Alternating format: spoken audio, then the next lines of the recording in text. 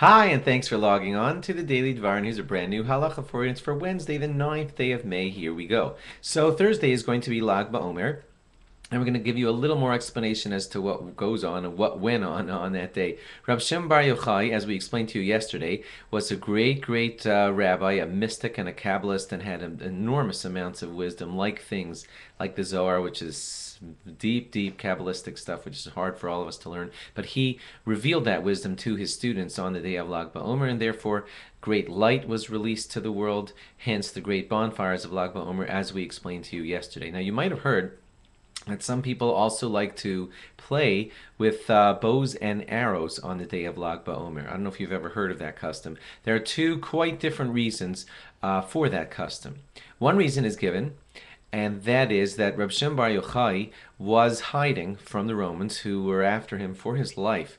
And while he was hiding, people would go out to where he was hiding in his cave, and they didn't want the Romans to know that any Torah was going on in that area, so they would bring bows and arrows with them to pretend that they were just going regular, ordinary hunting, and they were actually going to find and study Torah with Reb Shem Bar Yochai wherever possible, whenever possible, and the bows and arrows were their way of tricking the Romans and their cover for all the Torah that they were studying. That's why some play with bows and arrows on the holiday of Lag BaOmer. Another very different reason is because it's an allusion to the rainbow. Bow and arrow is an allusion to the rainbow. What would that mean?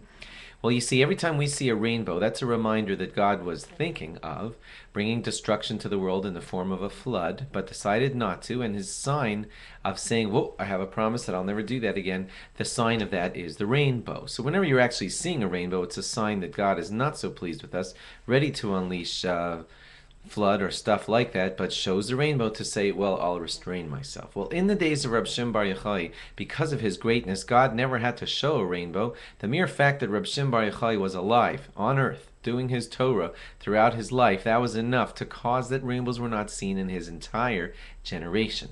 Hence, people like to recount that amazing, miraculous fact by using a bow and arrow during that time. Incidentally, the rainbow is kind of like a sign of, the bow of the rainbow pointing upwards, showing that no arrows are pointed down at earth, but rather straight up and away from us, as to show that we're safe from harm. That wasn't necessary as a sign during Rab Shem Bar Yochai's life because of his greatness. Hence, some people say that's a reason for using bows and arrows as a kind of game on the day of Lag BaOmer. Bet you didn't know that. Thanks for logging on. Log on again tomorrow for more. Tomorrow is Lag BaOmer. Bye-bye.